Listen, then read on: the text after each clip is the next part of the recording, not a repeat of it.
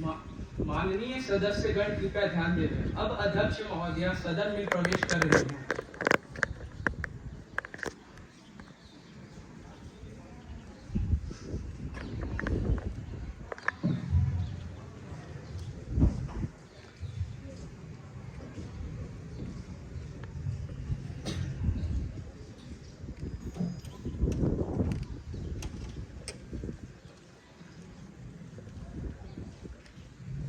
अब सदन की कार्यवाही आरंभ की जाती है।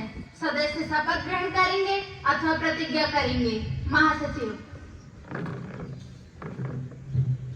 कुसुमा शेट्टी जो तेलंगाना के नलगोंडा संसदीय क्षेत्र से युवा संसद के लिए निर्वाचित हुए हैं, अब शपथ अथवा प्रतिज्ञा करेंगे। सुश्री कुसुमा शेट्टी।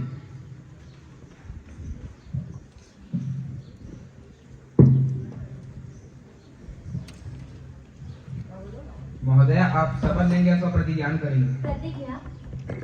किस भाषा में लेना चाहेंगे? तेलुगु। नानी।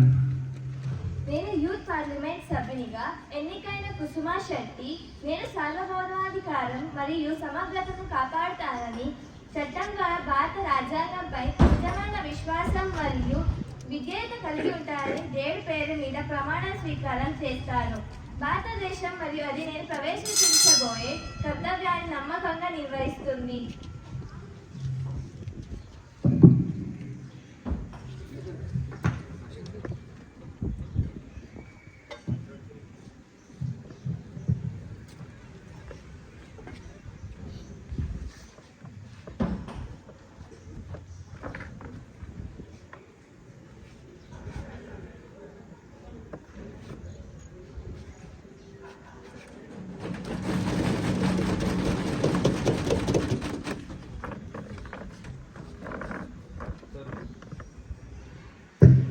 तरुण जो युवा संसद की कर्नाटक की कोलार लोकसभा निर्वाचन क्षेत्र से निर्वाचित हुए हैं, अब वह शपथ अथवा प्रतिज्ञा करेंगे। तरुण महोदया, आप शपथ ग्रहण करेंगे अथवा प्रतिज्ञा करेंगे?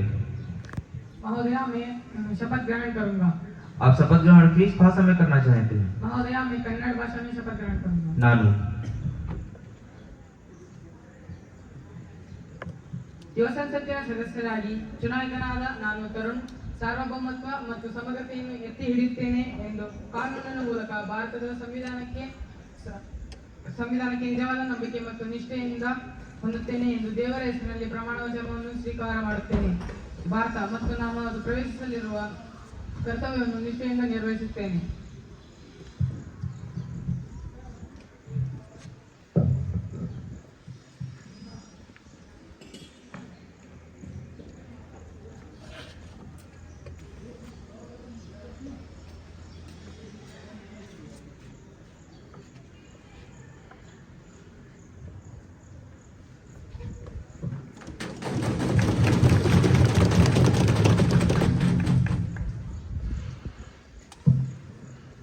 माननीय सदस्यगण, आज 3 महीने के पश्चात हम लोग मिल रहे हैं।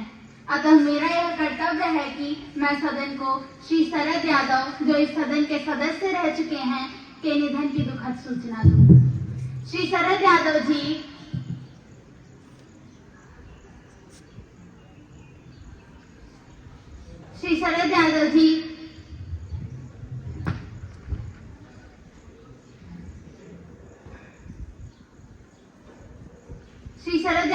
मधेपुरा लोकसभा सीट से लोकसभा के सदस्य रह चुके थे। उन्होंने अपने क्षेत्र के विकास में महत्वपूर्ण भूमिका अदा की थी। वे एक सक्रिय सांसद एवं प्रभावी वक्ता थे तथा सदन की कार्यवाही में रुचि लेते थे। उनका निधन 86 वर्ष की आयु में 12 जनवरी 2023 को हुआ। अध्यक्ष महोदया, मैं श्री शरद यादव जी, जिनकी मृत्यु पर सभा ने शोक व्यक्त किया है, को अपनी श्रद्धांजलि व्यक्त करता हूँ। वे एक वयोवृद्ध नेता थे। वे जनता दल पार्टी की ओर से 3 बार संसद के सदस्य रहे हैं। यद्यपि वे हमारी विरोधी पार्टी से ताल्लुक रखते थे, वे हमारे लोगों का मार्गदर्शन किया करते थे। मैं उनके शोक संतप्त परिवार के लिए अपनी गहरी संवेदना प्रकट करता हूँ। वे अत्यंत लोकप्रिय नेता थे। उन्होंने भारत के कोने कोने से चुनाव लड़ा और जीतकर संसद पहुंचे और लोगों की समस्याओं को प्रभावी तरीके से संसद में रखा। धन्यवाद। अध्यक्ष महोदय, मैं आप एवं सदन के नेता द्वारा दी गई श्रद्धांजलि में अपने को भी सम्मिलित करता हूँ। श्री शरद यादव जी हमारे लिए आदरणीय थे। हम बड़े ही सौभाग्यशाली हैं कि हमें उनका सानिध्य प्राप्त था। वे कभी भी नाराज नहीं होते थे। उन्होंने लोहिया आंदोलन में अत्यंत महत्वपूर्ण भूमिका निभाई। वे समाजवादी विचारधारा से प्रभावित थे। उन्होंने दलित, आदिवासी एवं पिछड़ों के उत्थान के लिए अपना सर्वस्व न्यौछावर कर दिया। मैं शोक संतप्त परिवार को अपनी एवं पार्टी की तरफ से संवेदनाएं प्रेषित करता हूँ। सदस्यगण अपना गहरा शोक प्रकट करने के लिए कुछ क्षणों के लिए मौन खड़े होंगे।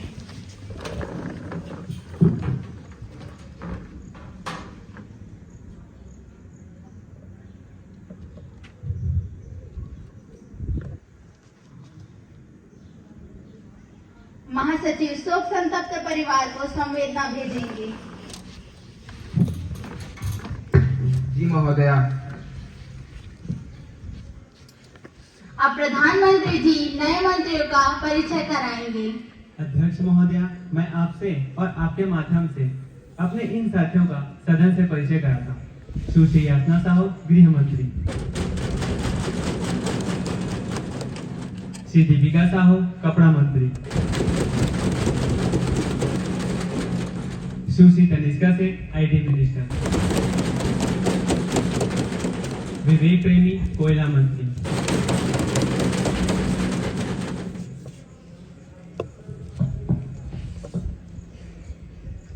अब प्रश्नकाल आरंभ होता है। प्रश्न संख्या 101 सुश्री रोमाली साहू। माननीय अध्यक्ष महोदया, क्या माननीय गृह मंत्री जी यह बताने की कृपा करेंगी, पहला, आपदा प्रबंधन के लिए सरकार ने क्या नीतियां बनाई हैं? दूसरा, समय समय पर देश में आने वाली आपदाओं से प्रभावित लोगों की सरकार किस प्रकार मदद करती है? माननीय गृह मंत्री जी। माननीय अध्यक्ष महोदया, मैं माननीय सदस्यों को यह बताना चाहती हूँ कि हमारी सरकार ने आपदाओं से निपटने के लिए कई नीतियां बनाई हैं। जैसे पहला, एक राष्ट्रीय आपदा प्रबंधन नीति बनाई है जो आपदा से होने वाले नुकसान को कम करने का सतत प्रयास करती है। दूसरा, ऐसे क्षेत्र जहां पर इस तरह की आपदाएं प्रायः आती है वहां के लोगों को इससे निपटने के लिए प्रशिक्षित किया जा रहा है। तीसरा, भारत में पहली बार आपदाओं के संबंध में एक आपातकालीन नंबर 1070 की स्थापना की गई है।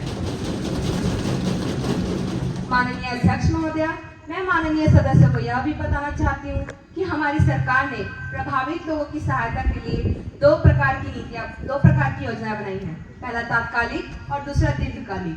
तात्कालिक सहायता पूरे प्रशासन को प्रभावितों को बचाने के लिए युद्ध स्तर पर लगाया जाता है तथा प्रभावित लोगों को सुरक्षित स्थान पर पहुंचाया जाता है।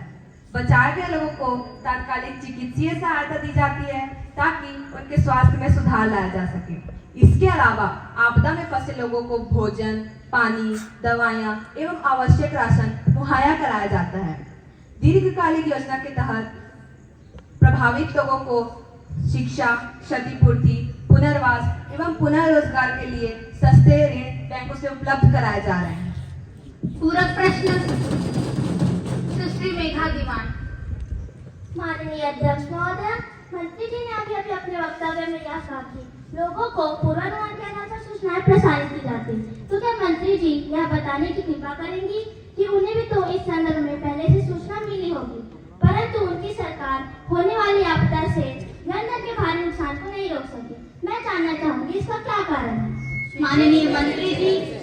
माननीय महोदया जी, मैं माननीय सदस्यों को यह बताना चाहूंगी कि जब सरकार को इस आपदा की सूचना मिली तो हमारी सरकार ने कई त्वरित कदम उठाए।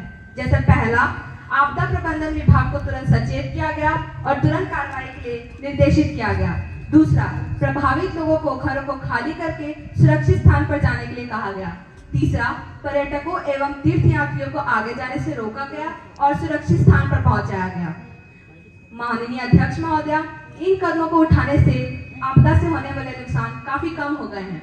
मेरे साथी ने जो नुकसान न रोक पाने का आरोप लगाया है वह उचित नहीं है। सरकार पूर्णतः इस आपदा से होने वाले नुकसान को इसलिए न रोक सकी क्योंकि आपदा अत्यंत भीषण थी। महोदया, इन परिस्थितियों में राज्य सरकार की भी महत्वपूर्ण भूमिका होती है। मैं आपको यह बता दूं कि माननीय प्रधानमंत्री जी ने आपदा के तुरंत पश्चात प्रभावित राज्यों के मुख्यमंत्रियों से स्वयं फोन पर बात की। उड़ीसा के मुख्यमंत्री से हमारी बात सकारात्मक हुई। उन्होंने माननीय प्रधानमंत्री जी को धन्यवाद देते हुए सहायता को पर्याप्त बताया। किंतु एक दूसरे राज्य के मुख्यमंत्री से जब उन्होंने बात करनी चाहिए तो वहां के मुख्यमंत्री ने उनसे बात करने से इनकार कर दिया। अब ऐसी स्थिति में केंद्र सरकार क्या कर सकती है? फिर भी सरकार से जो संभव सहायता बन पड़ी उससे ज्यादा ही किया गया। यदि राज्य सरकार केंद्र को नीचा दिखाने और लोगों में यह भ्रम फैलाने कि सरकार हमारी अनदेखी कर रही है तो केंद्र सरकार कहां तक सफल हो पाएगी? हम तो उसे उस राज्य के लोगों का दुर्भाग्य ही कहेंगे कि वह ऐसी निकम्मी सरकार के शासन में है जो अपने राजनीतिक रोटियों को सेकने के लिए राजनीतिक अवसर ढूंढ रही है। मैं पूरे सदन को सरकार की ओर से यह आश्वासन देती हूँ कि भविष्य में इस तरह की विभीषिकाओं से भारत सरकार पूरी तरह सतर्क रहेगी। पूरा प्रश्न सुश्री नंदिनी साहू। अध्यक्ष महोदय, मैं मंत्री जी से यह पूछना चाहती हूँ कि अवैध उत्खनन तथा बड़े बड़े बांधों का निर्माण क्या प्राकृतिक आपदाओं को बढ़ावा नहीं देते हैं? इस संबंध में सरकार की क्या नीतियाँ हैं? मंत्री जी। माननीय अध्यक्ष महोदय, माननीय सदस्य के उपरोक्त प्रश्न पर हमारी नीतियाँ इस प्रकार है। जहाँ तक बड़े बांधों की बात है तो यह हमारे लिए उपयोगी भी होते हैं। इससे विद्युत उत्पादन किया जाता है, सिंचाई के लिए पानी उपलब्ध कराया जाता है जो खाद्यान्न उत्पादन में सहायक होते हैं। इसलिए सरकार आवश्यक बांधों के निर्माण को नहीं रोक सकती, लेकिन निर्माण के समय पर्यावरण नीतियों के प्रतिवेदन को ध्यान में रखा जाता है और यह भी देखा जाता है कि नदियों का प्रवाह बाधित ना हो। अवैध उत्खनन के संबंध में हमारी यह नीति है कि यह कार्य खनन विभाग की मंजूरी के बाद ही किया जाता है। खनन विभाग मंजूरी देते समय पर्यावरण के पहलुओं को ध्यान में रखता है तथा अवैध उत्खनन पर रोक लगाने के लिए ऐसी जगहों को चिन्हित किया जा रहा है जहां अवैध उत्खनन संभावित है। इन स्थानों पर सतत निगरानी के लिए व्यवस्था की जा रही है और दोषियों को पकड़कर उनके खिलाफ कठोर कार्रवाई के निर्देश दिए गए हैं। अब और कोई पूरक प्रश्न नहीं। अगला प्रश्न संख्या 102 सुश्री प्राची पांडे। आदरणीय अध्यक्ष महोदय, मेरा प्रश्न कृषि मंत्री जी से है कि सरकार यह दावा कर रही है कि वह वर्ष 2024 तक किसानों की आय दोगुनी करेगी। क्या सरकार इस दिशा में कुछ कार्य भी कर रही है या मात्र जुमलेबाजी ही कर रही है? आजादी के 75 वर्षों के बाद जहां हम बहुत से क्षेत्रों में कई महाशक्तियों का बराबरी से सामना कर रहे हैं, वही हमारा अन्नदाता आज भी वही है जहां 1947 में था। वह बेबस है, वह आत्महत्या के लिए मजबूर है। कि वह हमारे अन्नदाता के लिए क्या कर रहे हैं? माननीय कृषि मंत्री जी। आदरणीय स्पीकर महोदय, हमारे विपक्षी साथी के प्रश्न में मैं आहत हूँ और पिछली सरकार ने किसानों के लिए क्या किया है यह इनकी बातों से सामने आ जाता है। महोदय का यह कहना कि हमारा अन्नदाता आज भी वही है जहाँ 1947 में था। मैं महोदय से पूछना चाहती हूँ कि आजादी के बाद लगभग 50 वर्षों तक आपकी सरकार देश में रही है, क्या आपने उनके लिए कुछ भी नहीं किया है? अगर आपने उनके लिए कुछ किया होता तो आप उन्हें 1947 की याद ना दिला रहे होते।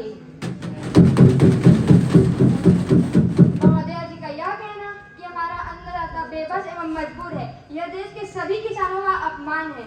इन्हें शायद ज्ञात नहीं, हमारा अन्नदाता मजबूर एवं बेबस नहीं अपितु वह देश के स्वाभिमान का सूचक है। मैं इन्हें याद दिला दूं, पुलवामा हमले के बाद मध्य प्रदेश के टमाटर उत्पादक किसानों ने अपना प्रतिदिन का लाखों का नुकसान उठाना स्वीकार किया, परंतु उन्होंने अपने टमाटर पाकिस्तान में निर्यात नहीं किए। सदन की कार्यवाही सुचारू रूप से चलने दें। महोदय, हमारी सरकार का निर्णय कोई जुमलेबाजी नहीं है, अपितु सरकार इस दिशा में प्रभावी कदम उठा रही है, जिनमें पहला, देश के नदियों को जोड़ा जा रहा है ताकि सिंचाई की सुविधा अच्छी तरह से हो सके और मानसून पर निर्भरता कम हो सके। दूसरा, प्रधानमंत्री फसल बीमा योजना। तीसरा, बिचौलियों की भूमिका समाप्त करने हेतु ई मार्केट की स्थापना करना। चौथा, किसानों की फसलों को उचित मूल्य मिल सके इसलिए न्यूनतम समर्थन घोषित करना। किसानों को बीज, खाद इत्यादि की खरीदारी पर सब्सिडी देना। छठवा, सरकारी गोदामों की क्षमता को बढ़ाना इत्यादि सम्मिलित हैं। इसके अतिरिक्त सरकार किसानों को सस्ती दरों पर ऋण उपलब्ध करा रही है ताकि वे कृषि की अन्य सहायक क्षेत्र क्रियाएं जैसे मुर्गी पालन, पशुपालन, मछली पालन इत्यादि से अपनी आय बढ़ा सके। इसके अतिरिक्त सरकार द्वारा 5 लाख से भी अधिक सोलर नलकूपों का निर्माण इस दिशा में एक बड़ा कदम है। अब कोई पूरक प्रश्न नहीं। अगला प्रश्न, प्रश्न संख्या 103, श्री हर्ष साहू जी। माननीय अध्यक्ष महोदय, क्या मैं श्रम मंत्री जी से पूछ सकता हूँ कि सरकार बाल श्रमिकों के लिए क्या कर रही है? सरकार के प्रति, बाल श्रम के प्रति सरकार का क्या रुख है? माननीय अध्यक्ष महोदय, मैं संबंधित मंत्री के द्वारा मैं जानना चाहता हूँ। माननीय श्रम मंत्री जी। माननीय अध्यक्ष महोदय, मेरे साथी द्वारा बाल श्रम के इस प्रश्न को हमारे दृष्टिकोण को जानना चाहे तो मैं उन्हें यहाँ बताना चाहती हूँ कि हमारी सरकार बाल श्रम को एक कलंक के रूप में मानती है। बच्चे किसी भी राष्ट्र के भविष्य होते हैं, वे भावी कर्णधार हैं, साथ ही साथ वे देश की प्रगति की आशा भी है। बच्चे की समुचित देखभाल एवं विकास की जिम्मेदारी सरकार की है, जिसके प्रति सरकार सतर्कपूर्ण है। जहाँ तक माननीय सदस्य ने बाल श्रमिकों की संख्या जानने का प्रश्न किया है तो मैं उन्हें यहाँ बताना चाहती हूँ कि वर्तमान समय में बाल श्रमिकों की संख्या लगभग 1.6 करोड़ है, जिसे कम करने का प्रयत्न भी किया जा रहा है।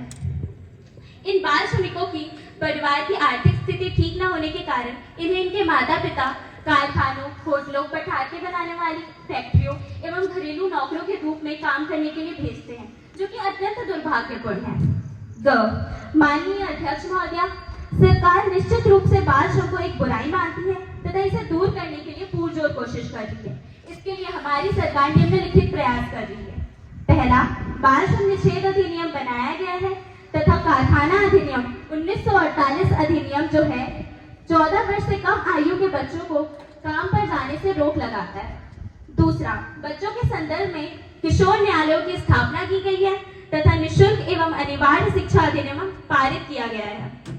तीसरा, बाल श्रमिकों के पुनर्वास के लिए राष्ट्रीय बाल परियोजना के माध्यम से राष्ट्रीय नीति लागू की गई है, जो बाल श्रमिकों के व्यवसायिक कौशल हेतु परीक्षण कर रही है। चौथा, महिला एवं बाल विकास मंत्रालय भी इनकी देखभाल और एवं संरक्षा का कार्य कर रही है। पांचवा, कई परिवार जो बच्चों के भोजन की आवश्यकता को पूरा करने के लिए अपने ही बच्चों को बाल श्रम के लिए भेजते हैं। इस समस्याओं को दूर करने के लिए सरकार अगले सत्र से खाद्य एवं सुरक्षा अधिनियम लाने को प्रतिबद्ध है, जो बच्चों के भोजन की आवश्यकता को दूर करने में सहायक होगा। पूरक प्रश्न, सुश्री निकी कुमारी। माननीय अध्यक्ष महोदय, यद्यपि सरकार इतने सारे कदम उठाने का दावा कर रही है, फिर भी बाल श्रमिकों की संख्या में कमी नहीं आई है और न ही उनकी कार्यदशाओं में कोई सुधार हुआ है। क्या सरकार इस स्थिति से निपटने के लिए कुछ और उपाय करने की सोच रही है? माननीय श्रम मंत्री जी। माननीय अध्यक्ष महोदय, मेरे साथी द्वारा लगाया गया यह आरोप बेबुनियाद है। वास्तव में सरकार ने कई सारे उपाय किए जिन्हें क्रियान्वित भी किया जा रहा है, जिसके सुखद परिणाम भी मिल रहे हैं। पुनर्वास, प्रशिक्षण, शिक्षा जैसे उपाय निरर्थक नहीं है। विभिन्न कानूनों में किए गए दंड के प्रावधानों से लोग बाल श्रम कराने से डर रहे हैं, लेकिन फिर भी कई कारखानों आदि में चोरी छुपे कम पैसे देकर बाल श्रमिकों से काम लिया जा रहा है। सरकार इन कारखानों का पता लगाकर एवं बाल श्रमिकों को छुड़ाकर एक विशेष गठन तैयार कर रही है। इसके अलावा सरकार एक और उपाय भी सोच रही है जो निसंदेह प्रभावी होगा। यह उपाय सामाजिक जागरूकता फैलाने से है, जिससे समाज के ज्यादा से ज्यादा लोगों को जोड़ा जा सके। यदि समाज का प्रत्येक व्यक्ति इस कलंक के खिलाफ हो जाए तो इस कलंक को समाप्त किया जा सकता है। पूरक प्रश्न, श्री भोजराम जी। माननीय अध्यक्ष महोदय, मेरा प्रश्न माननीय श्रम मंत्री जी से कि यदि सरकार लोगों को बाल संरक्षण अभियान में जोड़ना चाहती है तो सरकार के पास इसके लिए क्या रणनीति है? माननीय श्रम मंत्री जी यह बताने का कष्ट करें। माननीय श्रम मंत्री जी। माननीय स्पीकर महोदय, मैं मेरे साथी को यह अवगत कराना चाहती हूँ कि इस सामाजिक बुराई को दूर करने के लिए निम्नलिखित रूप से लोगों को जोड़ने की योजना की गई है। पहला, टेलीविजन तथा रेडियो आदि का प्रयोग किया जा रहा है, जिसमें बाल श्रम को एक दंडनीय अपराध के रूप में प्रचारित किया जा रहा है। दूसरा, विभिन्न कक्षाओं की पाठ्य पुस्तकों में बाल अधिकार जैसे विषय शामिल किए जा रहे हैं। तीसरा, गाँव में समय समय पर नुक्कड़ नाटक भी आयोजित किए जा रहे हैं, जिससे ज्यादा से ज्यादा लोगों को इस बाल श्रम की भयावहता से रूबरू कराया जाए और इसे रोकने के लिए अपील की जाए। चौथा, बाल श्रम को बढ़ावा देने वालों को सामाजिक बहिष्कार किया जाए, इसके लिए लोगों को प्रेरित भी किया जा रहा है। पांचवा, ऐसे परिवार जिनकी आर्थिक स्थिति ठीक न होने के कारण बच्चों को बाल श्रम के लिए जाना पड़ता है, के लिए सरकार रोजगार हेतु आर्थिक मदद देकर उन्हें इस अभियान से जोड़ने की उपाय कर रही है। सरकार का यह पूर्ण विश्वास है कि इन उपायों से इस गंभीर समस्या का समाधान किया जा सकता है। अब कोई पूरक प्रश्न नहीं, अब प्रश्नकाल पूरा होता है। अब कोई प्रश्न नहीं। कृपया शांत रहें और सदन की कार्यवाही सुचारू रूप से चलने दीजिए।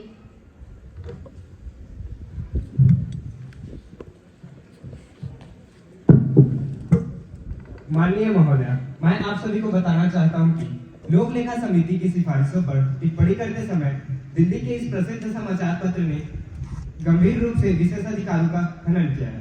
साथ ही साथ इस समाचार पत्र में बेईमानी जैसे उद्देश्यों का भी आरोप लगाया है।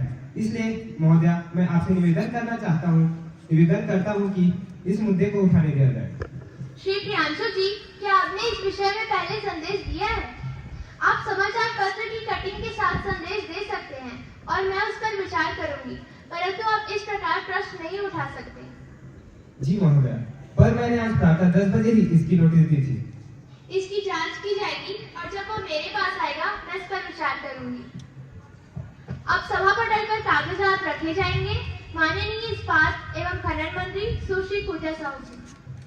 महोदया, आपकी अनुमति से मैं खान एवं खनिज विनियमितता और विकास अधिनियम 1991 की धारा 28 की उप धारा 11 के अधीन जारी निम्नलिखित सूचनाओं की एक प्रति सभा पटल पर रखती हूँ। पहला, भारतीय राजपत्र दिनांक 9 अगस्त 2007 की अधिसूचना संख्या 102 में प्रकाशित खनिज छूट तीसरा संशोधन नियम 2007। दूसरा, भारतीय राजपत्र दिनांक 5 फरवरी 2008 के शासनादेश 145 में प्रकाशित अधिसूचना के अनुबंध की सूची में निर्दिष्ट क्षेत्रों में यथावश्यक जानकारी प्राप्त करने के उद्देश्य से ऐसे व्यवहारों अन्वेषण के लिए भारतीय भूवैज्ञानिक सर्वेक्षण को प्राधिकृत करना।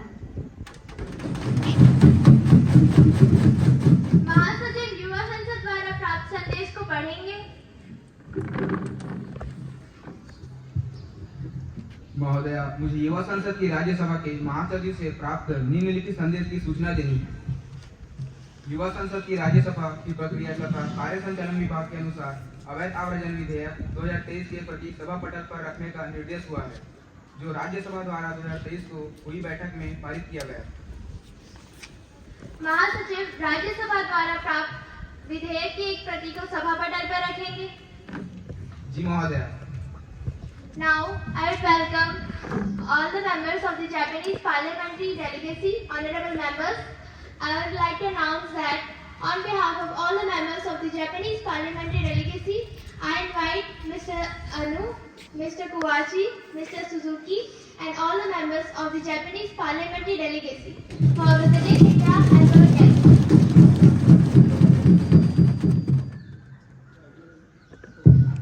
अब हम ध्यान आकर्षण प्रस्ताव पर चर्चा करेंगे। श्रीमान शिवम जी मंत्री जी का ध्यान आकर्षित करेंगे। महोदया, देश की उत्तर पश्चिमी सीमाओं पर आए दिन होने वाली घटनाओं के कारण धरती का स्वर्ग कहे जाने वाले कश्मीर घाटी की सुरक्षा के बारे में मैं सरकार का ध्यान आकर्षित करना चाहता हूँ। मेरा मानना है कि सरकार की तुष्टीकरण नीति के कारण कश्मीर घाटी के हालात बद से बदतर हुए हैं। कश्मीरी युवाओं के हाथ से रोजगार छिनता चला जा रहा है। यहाँ तक सरकार ने जनमत की अनदेखी कर धारा 370 को भी समाप्त कर दिया है। आए दिन सुरक्षा बलों पर हमला हुए जा रहे हैं। यहाँ तक कश्मीर घाटी के बाहर से रोजगार की तलाश में आए लोगों की भी हत्याएं हो रही हैं। सीज फायर उल्लंघन की घटनाओं में भी कई गुना वृद्धि हुई है। मैं सरकार से पूछना चाहता हूँ कि क्या सरकार के पास इसके लिए कोई एजेंडा है? रक्षा मंत्री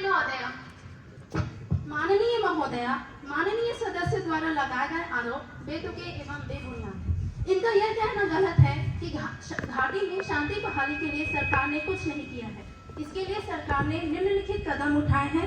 पहला, हमारी सरकार ने कश्मीर घाटी में तैनात सेना को फ्री हैंड कर दिया है, जिससे वे लीडर होकर कार्यवाही कर सकते हैं।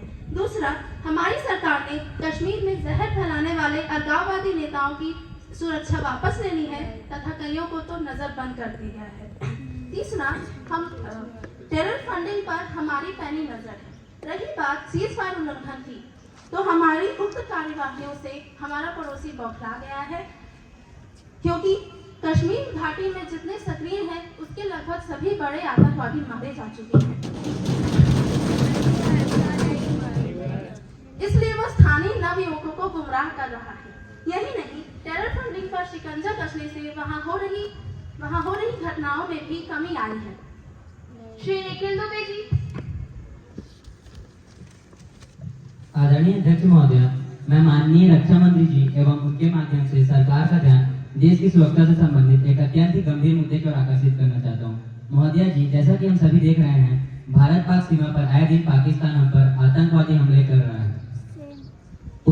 सरकार की गलती से पुलवामा जैसी मानवता को झकझोर देने वाली एवं दुखद घटना भी हुई है, जिसमें हमारे कई जवान शहीद हुए हैं। इतने भयावह घटना के बाद भी हमारे माननीय प्रधानमंत्री जी इस सरकार की चूक को स्वीकारने एवं इस सुरक्षा नीति पर सुधार करने के स्थान पर विदेशी दौरे में व्यस्त है। मुझे ऐसा प्रतीत होता है जैसे विदेशों से संबंध अच्छा करना प्रधानमंत्री जी के लिए हमारे जवानों की सुरक्षा से अति आवश्यक है।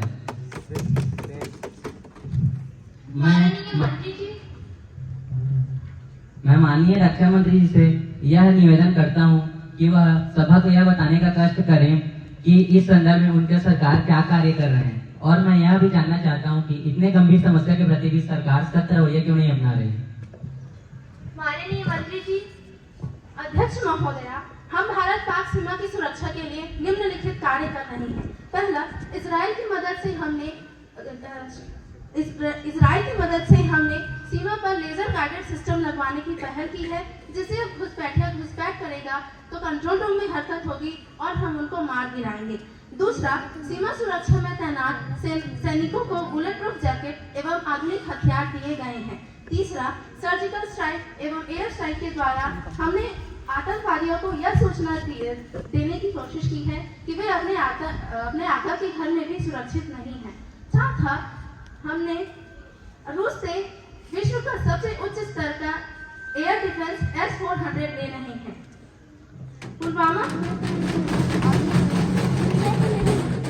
पुलवामा का आतंकी हमला बेहद काटाना था। हमारे प्रधानमंत्री जी ने खुले मन से यह ऐलान किया था कि उन्होंने बहुत बड़ी गलती कर दी है और अपने जाबाजों की 13वीं शहादत को सजोया है। यही नहीं, सीमा सुरक्षा के लिए तैनात राफेल विमान दुश्मनों की नींद उड़ा दिए हैं। इसीलिए महोदय, कृपया अपनी नींद से जागे और भारत की बढ़ती ताकत का आनंद लीजिए। श्रीमान वैभव साहू जी। माननीय अध्यक्ष महोदय, मैं हमारे माननीय रक्षा मंत्री जी से यह प्रश्न करना चाहता हूँ कि उनकी सरकार ने हमारे देश की सुरक्षा के लिए किस प्रकार की आधुनिक तकनीक का उपयोग कर रही है। इस बात की जानकारी हमारे सदन में उपस्थित हर एक सदस्य को होनी चाहिए। धन्यवाद। माननीय मंत्री महोदय। माननीय महोदया, यह नया भारत है, यह वही करेगा जो इसके हित में होगा। जैसा कि हम सब जानते हैं कि दुनिया आधुनिकता की ओर अग्रसर है, ऐसे में हमारी सरकार ने सुरक्षा की प्राथमिकता देते हुए आधुनिक तकनीकों का उपयोग किया है। मैं इन कार्यों को आपके समक्ष प्रकट करने में गौरवान्वित महसूस करूंगा। हमारे सरकार द्वारा की गई कार्य कुछ इस प्रकार है। रूस से S-400 की डील की जा रही है, जिसके बारे में हमने आपको पहले ही बताया है। जल सेना के लिए हमारी सरकार ने 1 लाख करोड़ का भारी भरकम प्रोजेक्ट शुरू किया है, जिसमें वे 6 परमाणु पनडुब्बी का निर्माण कर रहे हैं। यह जल सेना की ताकत को और ऊंचाइयों तक पहुंचा देगा। वायुसेना के लिए हमारी सरकार ने फ्रांस से राफेल जेट विमान का 30 से अधिक आयात किया है। इसके अलावा चिनूक जैसे हेलीकॉप्टर, गार्डियन ड्रोन जो सबसे बेहतरीन ड्रोनों में से एक है, उनका भी आयात हम अपने वायुसेना के बल को अत्यधिक बढ़ाने के लिए कर रहे हैं। इन आधुनिक तकनीकों का प्रयोग करके हम अपने सैन्य ताकत को 4 चांद लगा सकते हैं। तो आपने पुलवामा हमला क्यों नहीं रोक पाया? क्या आप इसका जवाब दे सकते हैं? इस प्रश्न का उत्तर देने के लिए मैं आपको एक और अपना पॉइंट रखना चाहता हूँ।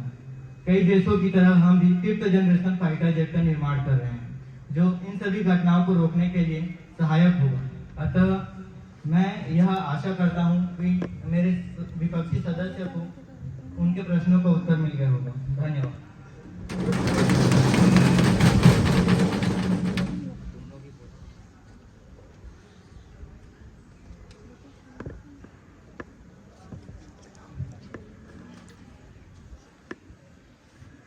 अब विधायी कार्य प्रारंभ होता है। माननीय वन एवं पर्यावरण मंत्री मिस मोनिका बघेल सदन में विधेयक को प्रस्तुत करेंगी। यह विधेयक वृक्षारोपण एवं वन विकास अधिनियम 2023 है, जिस पर सदन में चर्चा की जाएगी। माननीय वन एवं पर्यावरण मंत्री जी प्लीज। आदरणीय अध्यक्ष महोदय, वन हमारी प्राकृतिक संपदा है। यह एक ऐसा संसाधन है जो हमें प्रकृति द्वारा प्राप्त है। वनों से हमें अनेकों लाभ प्राप्त होते हैं। वन हमें शुद्ध वायु प्रदान करते हैं, जिससे हम वायु प्रदूषण से बच सकते हैं। वन मृदा पतन को रोकते हैं तथा पृथ्वी के तापमान को भी नियंत्रित करते हैं। परंतु महोदय, गतिविधियों एवं विकास कार्यक्रमों के कारण आज बड़ी मात्रा में वनों को काटे जा रहे हैं, जिसकी वजह से पर्यावरण असंतुलन हो रहा है। वृक्षों की घटती संख्या तथा वनों का घटती संख्या की वजह से हमारे कुछ महानगर जैसे दिल्ली, कानपुर, आगरा आदि में सांस लेना भी दुभर हो गया है एवं ग्लोबल वार्मिंग बढ़ रही है। ग्लोबल वार्मिंग के बढ़ने की वजह से ग्लेशियर पिघल रहा है तथा समुद्र जल स्तर में बढ़ोतरी हो रही है। अगर भूमंडलीय तापमान इसी प्रकार बढ़ता रहा तो वर्ष 2050 तक भारत के अधिकांश तटीय महानगर, विशेष रूप से मुंबई, चेन्नई, विशाखापट्टनम एवं केंद्र शासित प्रदेश लक्षद्वीप एवं अंडमान निकोबार समूह अपने अस्तित्व की लड़ाई लड़ते हुए दिखेंगे। अतः इन समस्याओं से निपटने के लिए हमारे देश में एक प्रभावी कानून की अति आवश्यकता है, परंतु दुर्भाग्यवश इस क्षेत्र में अभी हम पीछे हैं। विश्वव्यापी सर्वे के अनुसार विश्व के लगभग 1/3 भूभाग पर वन होने चाहिए, परंतु आज यह स्थिति भयावह हो चुकी है। भारत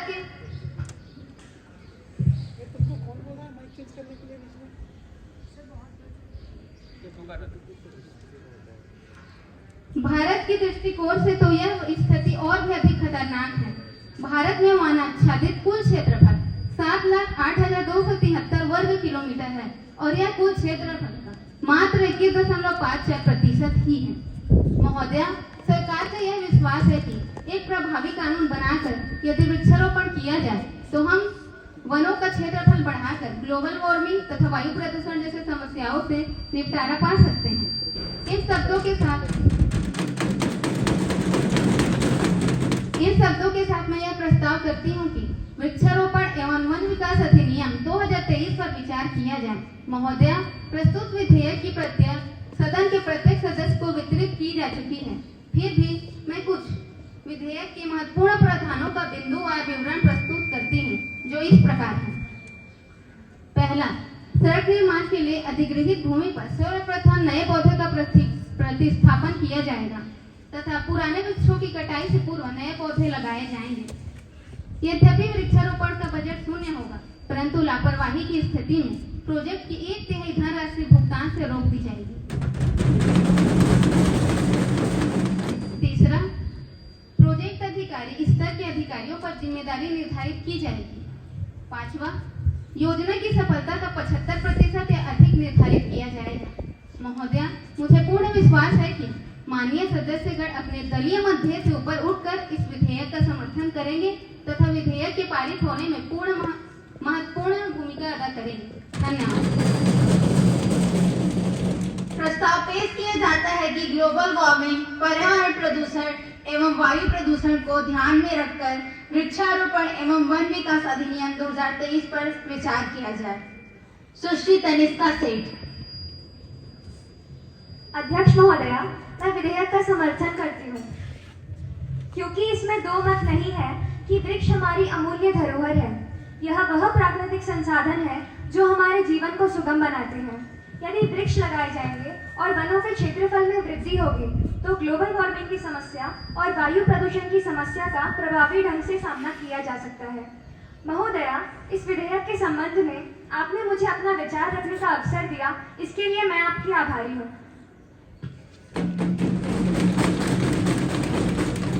सुश्री अनन्या साहू।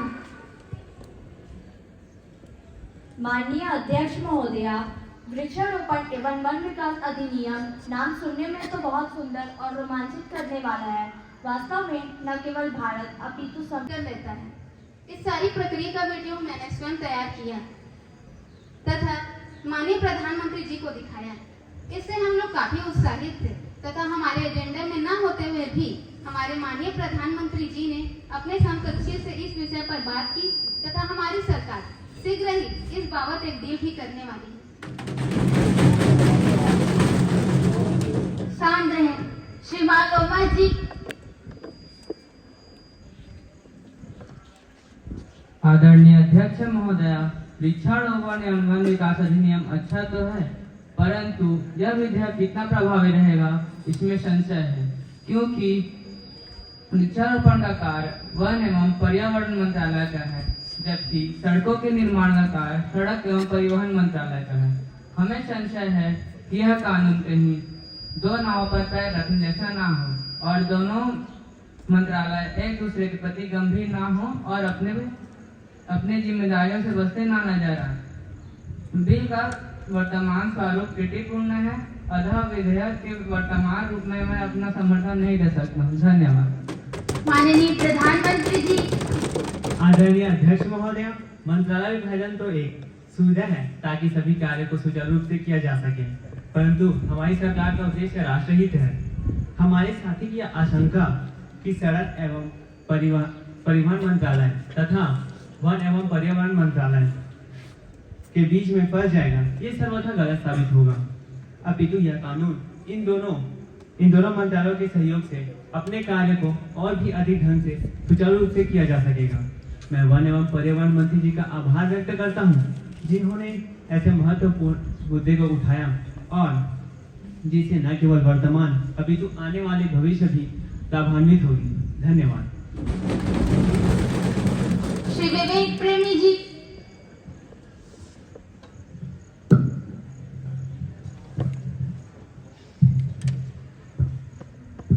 आदरणीय अध्यक्ष महोदया, मैं आपका आभार व्यक्त करता हूं कि आपने ऐसे महत्वपूर्ण मौके पर मुझे अवसर प्रदान किया। महोदया, मैं इस विधेयक का तहे दिल से स्वागत करता हूं और इसका समर्थन भी करता हूं, परंतु अपनी एक छोटी सी आशंका का श्रीमान मंत्री जी से समाधान करना चाहूंगा कि वृक्षारोपण का बजट शून्य रखा गया, तो वृक्षारोपण करने वाली संस्था वृक्षारोपण में धन खर्च क्यों करेगी और साथ ही साथ पौधों की देखभाल भी क्यों करेगी? धन्यवाद महोदया। मंत्री महोदया, हमारे साथी ने इस विधेयक का समर्थन किया, इसके लिए उन्हें धन्यवाद। इनकी आशंका का निवारण करते हुए मैं यह कहना चाहूंगी कि वन एवं वृक्षारोपण मंत्रालय वृक्षारोपण के लिए निःशुल्क पौधे वितरण करती है। इसके लिए सड़क निर्माण करने वाली संस्था को धन खर्च करने की कोई भी आवश्यकता नहीं है। रही बात देखभाल की, तो इस विधेयक में यह प्रावधान किया गया है कि उक्त संस्था की अंतिम 1/3 रकम का भुगतान तभी होगा जब वृक्षारोपण सफल होगा। साथ ही साथ संस्था के उच्च अधिकारियों पर इसकी जिम्मेदारी रहेगी ताकि लापरवाही की कोई आशंका न रहे। मैं आशा करती हूँ कि मेरे साथी को उनकी आशंका का पूर्ण निवारण मिल चुका होगा। धन्यवाद।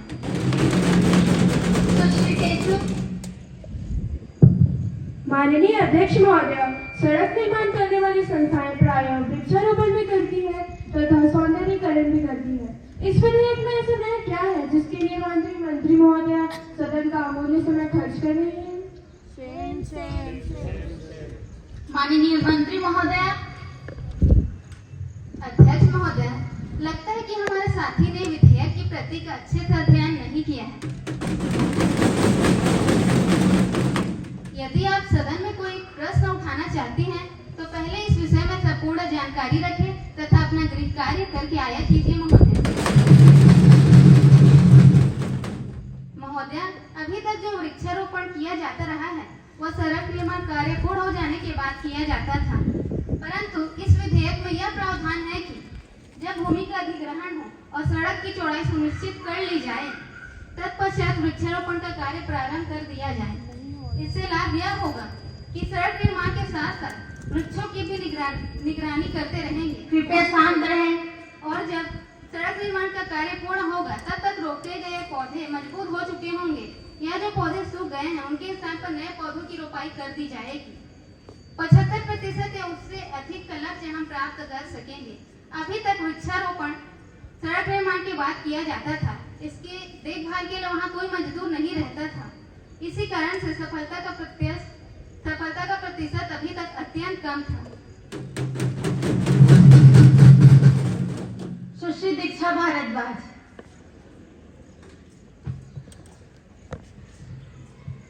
अध्यक्ष महोदय, प्रस्तुत विधेयक अत्यंत ही प्रभावकारी है। इस विधेयक के पास हो जाने से निश्चय ही वनों के क्षेत्रफल में वृद्धि होगी, जिससे पर्यावरण में सुधार होगा और वायु प्रदूषण में भी कमी आएगी। मैं इस विधेयक का समर्थन करती हूँ। कृपया सदन की शांति भंग न करें। मैं इस विधेयक का समर्थन करती हूँ और आपका आभार व्यक्त करती हूँ कि आपने मुझे ऐसे महत्वपूर्ण विषय पर अपने विचार व्यक्त करने का अवसर प्रदान किया। महोदय, इस विधेयक के संबंध में मेरा एक सुझाव है कि आप इस विधेयक को मात्र सड़कों के किनारे तक ही सीमित न रखा जाए, अपितु इसके क्षेत्र का विस्तार किया जाए, जैसे रेलवे के किनारे, फैक्ट्रियों के आसपास एवं अन्य सार्वजनिक उपयोग के स्थानों के आसपास इत्यादि। धन्यवाद। मंत्री महोदय। आदरणीय अध्यक्ष महोदय, मैं अपने साथी का आभार व्यक्त करती हूँ जो उन्होंने इस विधेयक का समर्थन किया। साथ ही साथ मैं इन्हें आश्वासन देती हूँ कि उनके सुझाव पर गंभीरतापूर्वक विचार किया जाएगा। प्रश्न है कि वृक्षारोपण एवं वन विकास अधिनियम 2023 पर विचार किया जाए। जो इसके पक्ष में है हाँ कहेंगे। जो इसके विपक्ष में है कृपया ना कहेंगे। मैं समझती हूँ कि हाँ का बहुमत है, हाँ का बहुमत है, हाँ का बहुमत है। अतः प्रस्ताव स्वीकार कर लिया जाता है। अब प्रश्न है कि खंड 3 से 8 तक विधेयक का अंग बने। जो इसके पक्ष में है कृपया हाँ कहेंगे। जो इसके विपक्ष में है कृपया ना कहेंगे। मैं समझती हूँ कि हाँ का बहुमत है, हाँ का बहुमत है, हाँ का बहुमत है। अतः प्रस्ताव स्वीकार कर लिया जाता है और खंड 3 से 8 तक विधेयक का अंग बन गए हैं। महोदय, मैं प्रस्ताव करती हूँ कि विधेयक पारित किया जाए। प्रस्ताव पेश किया गया है कि विधेयक को पारित किया जाए। जो इसके पक्ष में है वे कृपया हाँ कहेंगे। जो इसके खिलाफ है कृपया ना कहेंगे। मैं समझती हूँ कि हाँ का बहुमत है, हाँ का बहुमत है, हाँ का बहुमत है। अब सदन की कार्यवाही कल पूर्वाह्न 11 बजे तक के लिए स्थगित की जाती है।